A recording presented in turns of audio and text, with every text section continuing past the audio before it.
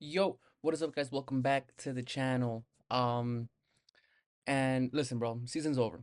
I know there's three more games left to play. Barcelona need 2 points. Now, if you guys have seen them play all fucking season, you understand why I believe the season's over. The chances of them dropping all three games or the points necessary for us to win, it's just not gonna fucking happen. Especially the way that we've been playing, right? Like even if we won the Clasico, I'm not 100% certain the way that we've been playing and the decisions being made with the players that we could go and still win the league. It sucks. It fucking sucks, bro. Like it sucks to feel this way, but at the end of the day, I love my team. But anyway, like I said, the season's wrapped up. If you really believe that it's not wrapped up, you're living in fucking la la land. Obviously, anything could happen. Hopefully they do lose the next fucking three games. But then remember, they need 2 points. That means we have to be flawless, and they have to fuck up at least twice. I don't see that happening. But yeah, now with that being said, this has been a shit show. Um, but and I understand I've been mostly blaming Ancelotti because I do think it's his fault for what happened this season and how it eventually played out. Obviously there's some things he can't control, injuries, shit like that. But for the most part, from what I saw, man, there was big parts of the season in big games where he just made some questionable decisions when it comes to the playing style, how to start out, who to start, and yeah. Now with that being said, he doesn't do anything on the actual field, so this is just gonna be a end of season ratings for the all the players on the squad. Now the players that I didn't include in this are the ones who came up from the academy, who only made one or two starts, or not even starts. Maybe they just made a cameo once or twice. But for the most part, if they're from the academy, I didn't include them in there. So it's gonna be just the main base team. But yeah, guys, there's gonna be someone here that hurt me to say. But here we go. So first one up is Vinny Jr. Vinny Jr. to me this season, bro, it sucks to say he get to see.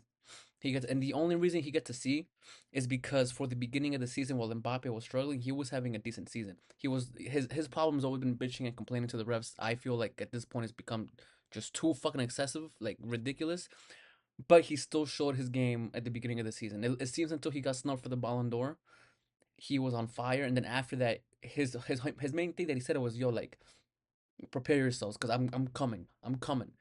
And he never fucking came, bro. Like he never fucking stepped up. And so it feels like right after the Ballon d'Or ceremony happened, he just completely dropped off. Um, but to me, that's the only reason why honestly you get to see is because at the beginning of the season, what he gave to us was very important. Honestly, if he played like that all season, he'd honestly be at the very least a D. Like he has not contributed. It kills me to say. I love him. He's one of my favorite players, but he's got to step up, bro. He's got to step up. He's got to realize there's more to the game than just offensive. If you're struggling on defense, come back and help. Come back and help the fucking defense. If you can score 50 fucking goals, but if you see that your defense is leaking 60, then you have to do something about it. And that's what I feel like he hasn't done all season. But yeah, man, it kills me to say it, but honestly, in an unbiased world, I think I'm gonna give him a C.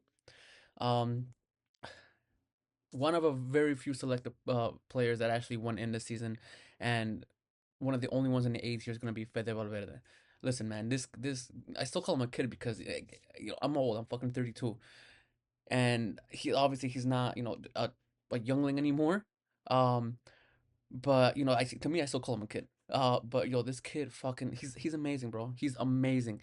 He is the type of player that I'm. Even Barcelona fans, bro, they cannot look me in the eyes and tell me they wouldn't love to have somebody like him on their team. Anywhere you put him, bro, anywhere he plays, but he gives you results. He's good in whatever position you put him in. He knows when to go forward. He knows when to come back. He knows how to defend. He knows how to attack. He knows how to make long passes. He knows how to slide tackle in proper times. He he's a machine, bro. On top of that, this kid never runs out of energy, bro. Never. This past game that we played, um, this past Clasico, it looked like he got a bad injury, bro. Like before halftime, right? The whole time for the rest of the game, I'm like, bro, like what's he still doing on the fucking field? No, at that situation, bro, just sub him off. But he kept on going and he fucking finished the game. And from what I've heard or from everything that I've read, there's no injury report. This guy's a fucking machine. But yes, and he represents the badge more than anybody else I could think of on that team currently. And honestly, bro, like he just deserves to be. He deserves it. He deserves it. Easily the best player in my opinion for us the entire season. Um. So yeah, he gets an A. The next one who gets an A, and hell yeah, before you ask, I had to use that picture. There's no way now I'm using any other picture besides that for Antonio Rudiger. Um, dude, for the past 2 seasons, this man has been a staple to the back line, right? Now after Clasico came out that he apparently has been playing with a bad meniscus for the past few weeks, and maybe that's why. And it explains why you did see a drop in form. But listen, bro, I'm not gonna deduct him for that. If he was playing through those games with a meniscus, it's because he knows how deteriorated our backline is. So that just gives him more credit to me. Um, but when he's played, bro, like he's been rock solid, easily the best defender, definitely not in the world. But for the past two seasons, I would say he's been the best, most solid defender in La Liga. This past season, obviously, the whole defense struggled, but even so, and from our back line, he was easily the best player, easily, right? And on top of that, he's always going forward. He's someone who never just fucking never runs out of energy. It looks like, and he's a little bit older now, but bro, like he's a staple. He's a staple. He's a staple in our defense. The only solid defender I could tell you that we had, all season, bro. Like he deserves that spot. So to me, Antonio Rudiger is an A. Raul Asensio, the other defender. And the only reason why he's not in A is because he didn't get the chances that he deserved. And what I mean by that is this. At the beginning of the season when we started getting injuries, right? And it happened to Joan Martinez, the other kid who was supposed to be the next up from the academy. He fucking tore his ACL. So eventually they started playing this kid, bro. And from day one, you saw his energy, you saw his passion, you saw everything on the field. He left it all on the field every single time he fucking played. Every single time, right? He's made some amazing passes, so you could tell he's very good at just distributing the ball from the back line. And he can also play as a right back, right? And the only reason why he's not in A is because one, he's a youngster, right? It's his first main season on the top level. So he did make some mistakes, but I wouldn't duck him for that. The only thing is that he didn't play enough, bro. Like there was times where he was perfectly healthy. Chouameni was healthy, and for some reason, even though Chouameni is not as good as a center back as he is, again I've said it before, Chouameni is an overall better player, but as a center back, he's not better than Raul Asensio. He just isn't. But there was a lot of times where because Carlo Ancelotti loves is so loyal to some players to the point where it just blinds him sometimes. He just kept on playing Chouameni in defense when Raul Asensio was perfectly fine on the bench. But yes, to me, he easily gets to be easily. The only reason why he's not in an A is because, like I said, he didn't play more. He didn't have enough time to properly showcase his skills, which to me is bullshit because I fully feel that he deserves it, and that's the only thing holding me back from putting him in 10A spot. Um, Next, we have Andre Lunin. Now, he hasn't played as much this season, obviously, as last season because of Courtois' injury, but the thing is, he has been called up to play. And it's a similar reason as to why Asensio is not in A. He just didn't get enough playing time. But the thing is, when he came on, and the time and the games that we needed him, he showed us that last season was not a fucking fluke. Last season he helped us win the Champions League. He helped us win the La Liga double. He was a huge part of it. And to me, the few appearances he's had this season, like I said, they have been few, but they've shown that whatever happened last season was not a one-time fluke. And he's a very solid goalkeeper to have. Depending on how the market goes in the future, to be honest, I think he has the capability to step up. And unfortunately, I feel like he'll be kind of like a Keylor Nava situation where on the pitch he's amazing, but he just does not get the love and the credit that he deserves. Because Keylor Navas, to this day, I feel like he's one of the most underrated players, bro, of all time. And it's not the things that he did was amazing. His accomplishments, right? So I think Luna's gonna be a situation like that. Like some people might disagree, but I think it's mostly just because of who he is. It's his name. You know what I mean? Like Andre Lunin. It's not Allison. It's not, those names that just make your ears pop up and you automatically think one of the world's best goalkeepers. So I think he has the capability in him to be a top tier goalkeeper. I just don't think he'll ever get the recognition he deserves, which sucks. But for this season, bro, everything he's done, his performances that I saw at least, B. Solid B. Next, we have the other C, and it's Kylian Mbappe. Now, before you say anything, I know goals this, goals that. The thing is that these advanced statistics and analytics have. I was gonna say ruined, but that's just a strong in the feeling type of word. But it kind of diminishes the fact that there's other aspects of the game to the point where people just focus just on that. Like I've seen games, right? And top tier players like Ronaldo, Messi, Suarez, they have stinkers. They have shit games overall. But towards the end of the game, they score a goal, they score a game-winning goal, something like that, and they're automatically man of the match and the best player on the pitch. Now, don't get me wrong; those goals are obviously important, but that's exactly what I'm saying. Like, let's say, like, I'll give you a situation with Barcelona, right? Like, let's say Pedri has an amazing game, easily the best player on the field, right? Easily, right? But Barcelona's struggling. The whole game they're down. It's tied at 0-0.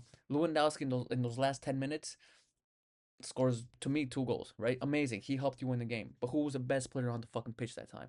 It wasn't Lewandowski. It would have been Pedri, right? So that's what I think is happening with Mbappe. yes, he has goals and they've helped us gain points, but to me, the drawbacks that he showed this season, bro, they don't outweigh that. They just don't. He's killing Mbappe. 30 goals at the very least should have been, or when he came in, it was fucking expected. It was expected of him, right? But what he did at the beginning of the season, and a lot of people, if you seen the videos, you know how much hate I was getting him for it. And to me, to this day, it still hasn't changed. He does not do anything off the ball. He doesn't. If he does not have the ball at his feet, he doesn't know what to fucking do. Right now, part of it is not his fault because he got placed in the striker position where we needed when we clearly needed a striker. He's not a sole striker, right? So sometimes when he's in a position, you can see when the corners come in and shit like that, he doesn't know exactly where to stand, right? And to me, that's not his fault. Like that's striker mentality. He's not a full blown striker. So that part of it is not his fault, but the fact is that to me, it's just the fact that he lacks like it seems like he lacks effort, right? Like he kind of thinks that he belongs in Madrid, he's never gonna leave because our president Florentino Perez, who has been fantastic for these past for the past decade, just aped him. So I feel like he feels like all right, like he aped after me so bad, he's not gonna fucking sell me. You know what I'm saying? Like I'm a staple on this team. I feel like he has that mentality, and that shit has to change because if your team is struggling, just like Vinny, if your team is struggling, right, on defense, go back and help defend, right? If you see that your team is struggling, don't just fucking stand there in the front for the ball. Come back and try to make a play, right? Like that's the stuff, and that's the stuff that he could do. Like he has the ability to come back. Maybe he's not the greatest finisher, right, compared to like someone like Benzema or Lewandowski, like an actual striker, but he has the ability to come back, get the ball, retrieve it, and open up play for possibly other people, even himself to score a goal. And he does not do that shit when he's off the ball, and it kills me. It kills me. To be honest, the only reason why he's not a grade below that is because there was a period and it stopped. That's what sucks. There was a period, I want to say from like around February to like late March or like April, where he was doing that shit. He was effective everywhere on the pitch. It was fucking amazing, amazing. And then he fucking stopped. So I'm not gonna take that small sample size as opposed to the whole fucking season and just tell you that's no. I'm gonna take the entire season as a whole, and to me, he has not done anything to go over a seat. He just fucking hasn't, and straight as that. Luka Modric, Lukita Modric, the legend, the Ballon d'Or holder, the man with 6 Champions Leagues in his trophy cabinet. The only reason why he's in C is because I feel like he was overplayed this season, right? He was put in matches where you needed speed, where you needed, that type of stuff that he just does not have anymore. He's the type of player right now that you put to completely control the midfield when you have control of the game. And there was some times where he put him in, right? To me, the best example was the first game against Arsenal. He started him, right? Why would you start a damn 40-year-old who doesn't have the legs to compete with Odegaard, with fucking people who are like at least 10 years younger than him that have twice the legs in him? Like it was doomed to fail from the beginning. And shit like that is not the player's fault, but it sucks because it reflects on them. They're the ones playing on the field, right? But Modric, man, the games that he came in, the games that were made for him, man, he dominated, he dominated. But the thing is he was also played in games that just they didn't call for his skill set that he has at the moment. So to me, it made him look bad. It sucks, but that's just the way that the season is portrayed, right? So for now, and this is probably the least effective season I've ever seen Luka Modric have, with the one exception being the year after we won the third Champions League and after what's it called? And after the World Cup, after he lost the World Cup, you could see that season he was deflated, but it wasn't because of morale. Like you just could tell he was tired. But it's easily been the worst season he's had since then, and that's one of the ones that hurt me, bro. That's one of the ones that hurt me because, like I said, it's not. I don't believe it's his fault. Next we have Endrick. Again, if you guys seen the videos, you guys know how much I like Endrick, right? What my expectations are of him, but that does not diminish the fact that he's barely had any playing time at all. When he has had playing times, he he does shit on the field that's different than anybody else can offer, right? Which is why I think he should have been given a lot more chances. If you see that something's not working on the field for fucking 80 minutes, throw in something different, right? He could give you that difference. I do understand why the doubt is with him because he does take long shots. To me, that's a big plus. But there has been some times where he just made like the wrong decision, right? Now that to me that comes with experience. Experience comes with playing time. Again, it connects together, but that doesn't take away the fact that he could have made a little bit of a bigger impact with better decision making in some points in time. Um, Sorry about that. So for me, that's a D. Next is Alaba. Out injured all last season. Came back this season. All Jesus, out injured for most of last season, most of this season. He came back. The few games that he had, bro, were not good. They were not good. If anything, it sucks because he has a year left on his contract, bro. But if we can somehow sell him this summer, it'll be great. Thank you for everything he's done. But at this point, coming back from those types of injuries, bro, and like I said, if he came back and you could see like he was still the old David Alaba, he just had to work his way up. But that's not what I saw in the games that he played. The games that I saw, his decision making was bad. He doesn't have the same speed that he had before to catch up to people. He's just not the same player, man. He's just not the same. It sucks to say. So he's an F because of those few performances, but for the most part, bro, like he didn't get a chance to play. He was out injured basically all fucking season. So that one's straightforward, just straight F. Uh, one of the only other people who got an A, and that's Thibaut Courtois. Bro, this man, if it wasn't for those top three players, bro, we would have been a lot worse off this season. And a bigger option, the biggest reason for that is Courtois. The saves he's made this season, it's one of those cases where like, let's say against Barcelona, right? They put 4 goals past them, 4 goals. Still one of the best players in Madrid side. Like that's how bad those games were. Like that's how bad we were dominated from that one from like by Barcelona in those games. The goalkeeper who conceded 4 goals was still one of the best players in the Madrid field. It's insane. That right there should tell you everything. I don't really have to explain any more from that. If you're a true fan of the sport, you know that right now in world football, there is no better keeper than Thibaut Courtois. This one, but this one I kind of messed up. So Brahim, I actually have him in C. Um, So for similar reasons, bro, to people who just haven't played that much, in times that we've been struggling, I feel like he could have been put on the field a little bit earlier, right? Giving him a little bit more playing time because he has the ability to just dribble past people and he'll take a shot every now and then and it'll be a fucking amazing shot, right? He's good at passing, he's good at all that shit. He just didn't get enough playing time, and yeah, when he did play, he didn't have the greatest of chances, the greatest of clearest shot. There were some things he could have done better. But to me, for this particular season, he was a solid C performer. Like I said, right now he's at B. I'm sorry about that, but he's actually in the C section. Next one is Vallejo, bro. I know I said I wasn't gonna put anybody from the academy, but you gotta remember this kid is not in the academy. Like he's well into his fucking late 20s. Not a single appearance. That's it. That's it. Just fucking taking up space on the bench. 0 appearances. F. Jude Bellingham. Bellingham is a weird situation, right? Easily one of the easily the first or second best player in Madrid last season. You can argue it was either between him and Vinny, right? But this season again, man, last season was because of his position that he had, right? He was put in a position where he could provide those goals, where he could be a poacher. He had freedom in the midfield, and now to accommodate for Mbappe, you moved him. So you moved him. You took away some of the abilities that he had, or what he was going to be capable of doing, based on his position on the field. And honestly, his performances this season, like it dipped. It's still a great midfielder, right? He was still very solid through the entirety of the season, but there was no way he was going to reach the heights of last season, just based on the formation that or the position that he got put in. So it sucks. Um, but to me, I can't really put him above a B. He didn't have that great of a season overall compared to last one, or even compared to Valverde this season. Um, but at the same time, he was very reliable in the midfield, no matter what. Next is Ferland Mendy. Listen, bro. Listen, this my issue with Ferland Mendy is you guys have seen it. You guys know I don't really like him as a defender. I don't trust him as a defender. I don't trust him going forward. I don't really trust him on the field. And if you see the matches, you'll see that like there's every once in a while he does something great defensively, something great offensively, but to me he's not consistent. He's not consistent enough to be in Madrid. I feel like every time he plays, there's a hole over there that the offense could very easily take advantage of, and it leaves people like when Camavinga plays Chouameni or Valverde, because he's fucking everyone on the field, to come back and make up for him. And the thing is, if he provided for you offensively, right, like what Marcelo did before, or what Trent does now in Liverpool, that'd be one thing. But he doesn't. He doesn't. He tries. He tries, but he doesn't give you. He doesn't give you enough offensively to cover up his mistakes on defense. And to me, he's been an F performer this season. A mix of just bad performances and injuries too to him, because he's never injured out for a crazy long time. But if you notice, he's always catching like these minor injuries that'll keep him out for like 2 or 3 weeks, right? Nothing for months, but he's always out for at least a short amount of time.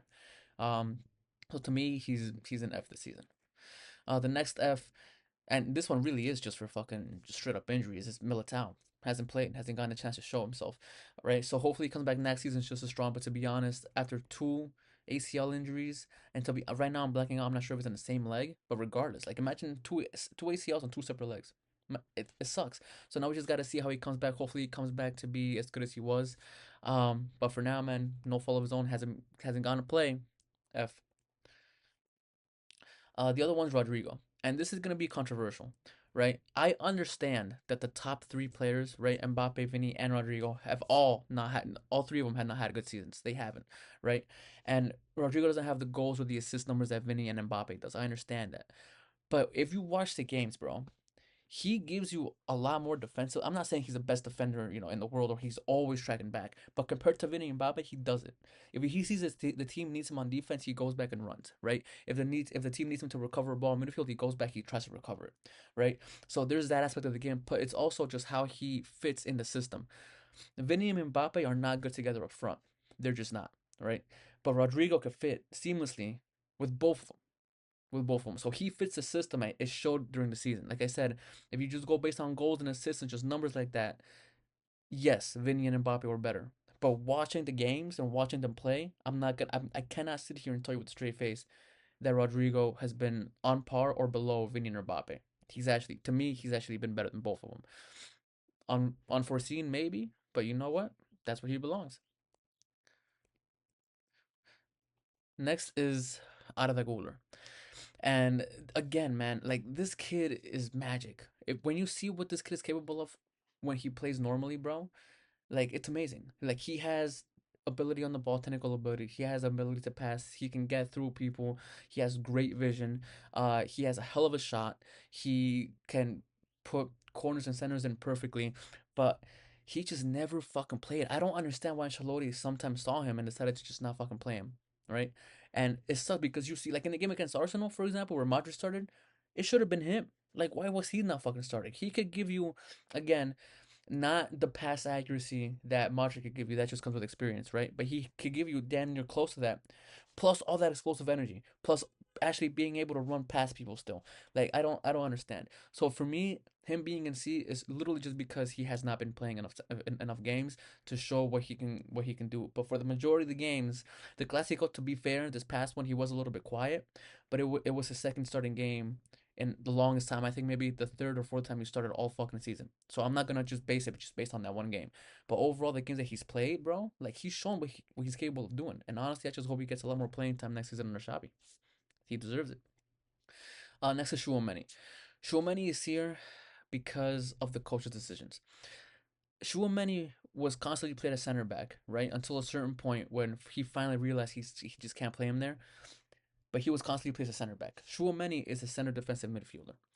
It's the positions are not far apart in the field, but your awareness and what you're paying attention to does change. It changes, and you could tell like some players adapt, some players can adapt. When Chouamani gets played in center and as a center back, his mind gets blown. You could just see it. Like he doesn't know exactly how to cover. He doesn't know where to be all the time when it comes to corners. Like he just gets exposed as a center back. As a center defensive mid, he's great. At that point, his positioning is fucking it's amazing. If you see him, he recovers balls, he makes good runs, he tracks back, and he's always on somebody trying to either, intimidate him, do something to get him off his ball, right?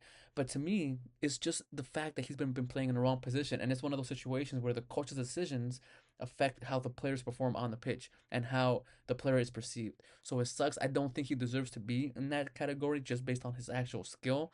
I feel like if he played in center defensive mid all season, he'd easily be like a B.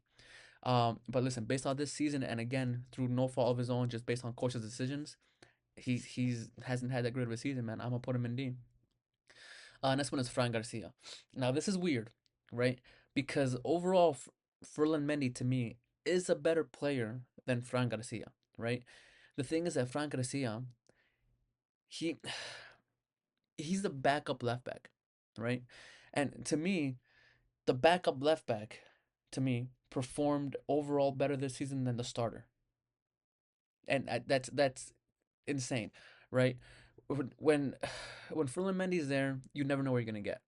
When Fran Garcia is there, at the very least he can expose. Like against Barcelona would have been amazing because and he showed it, right, and he showed it because he kept on passing through it. He kept on being available, but he just can't make that pass, right? And so I know it's a little weird, but like I said, it's a combination of what they're supposed to do and what they achieved. And to me, even though Ferland is a better player, I think Fran Garcia showed himself to be better in certain situations, and I know it's weird. I know it's weird, but in my gut, he did better than Ferland Mendy did this season, even though Ferland Mendy is the better player overall. So I'm giving Fran Garcia a D. Uh, okay. So this is so Brahim went down. This is the one where I fixed it, and Ceballos, Danny Ceballos is a B. He was out injured for a few months, and there was a run, right? Like, remember when I said a little bit ago that Mbappe had that run between like late March to like April?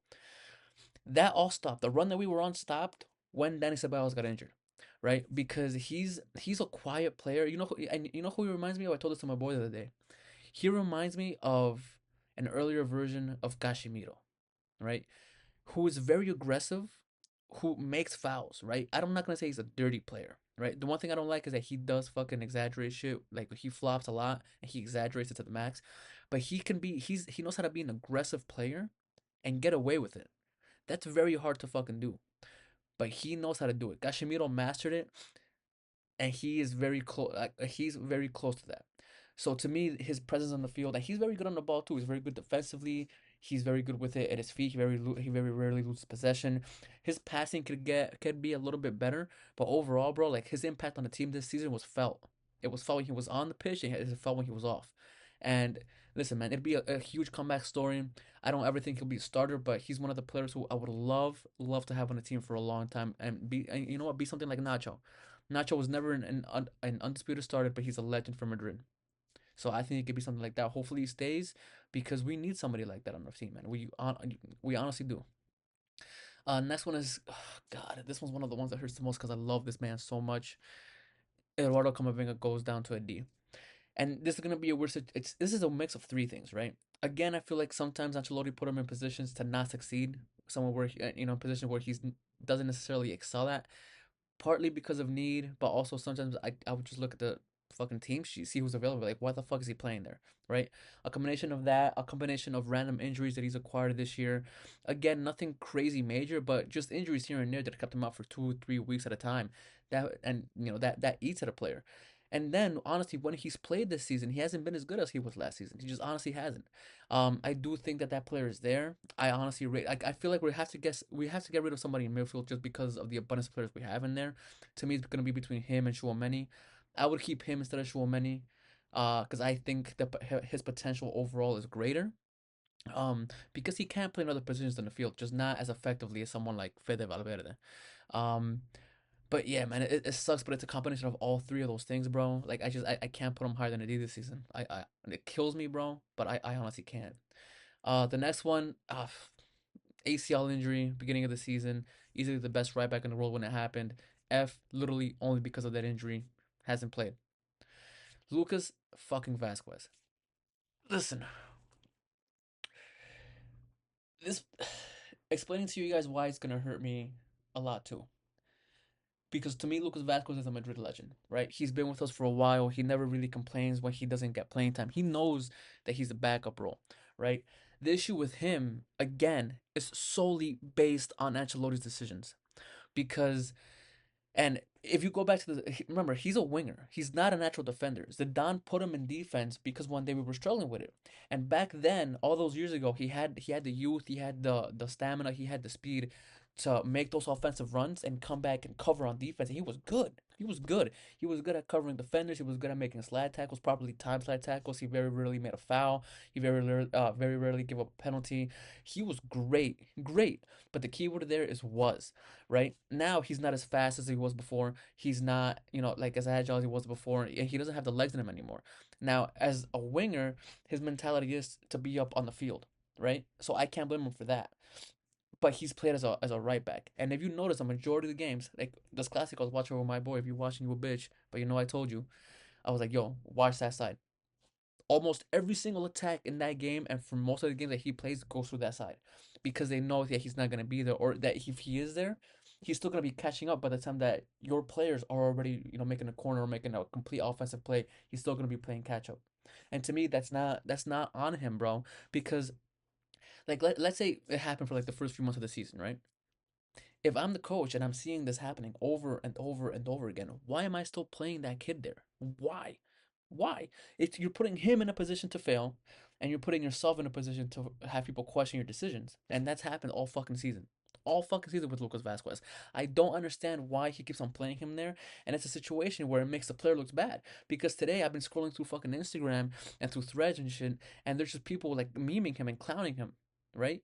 And the thing is, based on his performances, I understand, but these people have to understand at the same time, it's not his decision as to where he starts on the field. And he's been all fucking season long, he's been put in a position to fill by Ancelotti, and that's the shit that I fucking hate. Because if you put him in a position where he, like, if you tell him, like, listen, Vasquez, you're gonna be a backup player, right? But you're only gonna be using offense, right?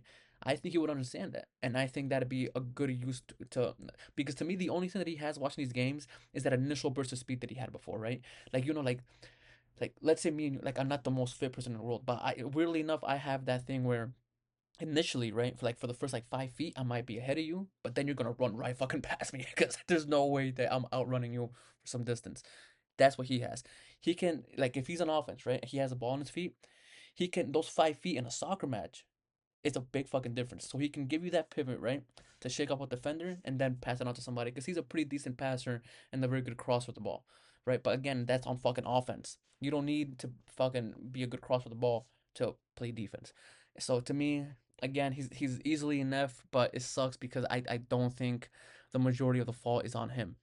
I honestly I just don't think that.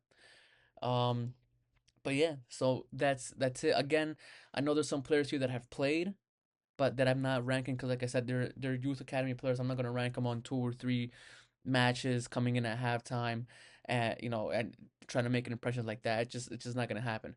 But to me, man, it sucks. But it's a tier list, bro. It's a tier list. I think Valverde, Rudiger, Courtois, easily the best 3 players that we had all fucking season, undisputable. And those are the 3 players that honestly I could say could walk into any team in the world and be starters.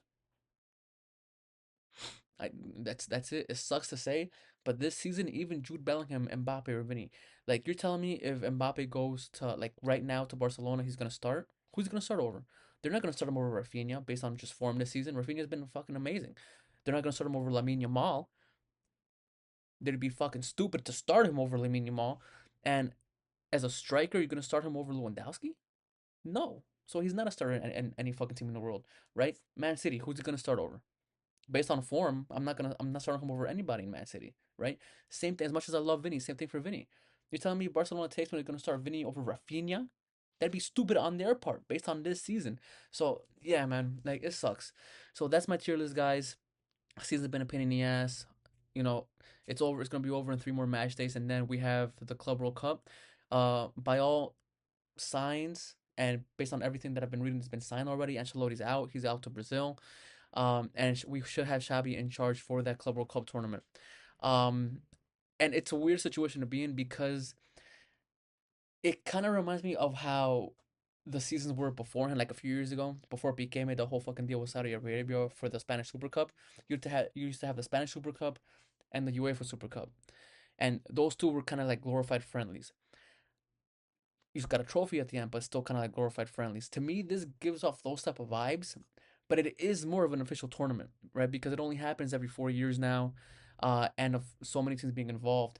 So it's a weird situation to be in. Like I hate the fact that they're playing more games. If it was like like a one-off match like those Super Cups used to be, I really wouldn't care. But the fact that it's a whole tournament is gonna be a good time to see how Xavi integrates the players that are gonna be available for him to play with. Because honestly, like, listen, if I'm like Valverde, if I'm some of these players, bro, like I don't want to participate in this tournament, and it's not because you don't want to give your all for the club. It's because you have like at this point, bro, you've had no fucking breaks. No, some of these players because of international competition have had no breaks for like 2 or 3 years, and this year's one thing, next year's gonna be another thing, and all these tournaments are just fucking tiring out these players. So how important is it actually going to be to win the first iteration of the Club World Cup? To me, I think it's gonna be very important because it's the first one. So it sucks, but I think most of these players who are available are going to be playing in that. And at the end of the day, it will be interesting to see exactly how Xabi does it, how he implements it. It'll be a good way, or it'll be a good time to see what adjustments he needs to make. Maybe he has to change the formation for the first time in fucking a millennia for fucking Madrid. But yeah, like overall, bro, like I'm very confident for next season. I'm a lot more optimistic than I was heading into this season. Um, and it's simply because, bro, like, and it's I know it's gonna sound like hate if I say it over and over and over again, but it's not something like basketball, right? Like basketball, one player on a 5-on-5 can make a huge difference. And I'm not saying that there's players who can't make a huge difference, but in a sport where there's 11 players on the field, 10 outfield, right? So like 10 players on the field, one player makes a little bit less of an impact than on a game where you know had smaller amount of players. And to me, the benefit of signing Mbappe was not there this year. It wasn't. I took him, and I told my boy this too. When it happened, I was like, I'll take him, bro. It's Mbappe. We're getting him on a free. I'll take him. Do we need him? No. He might throw off the team balance. And now look at this.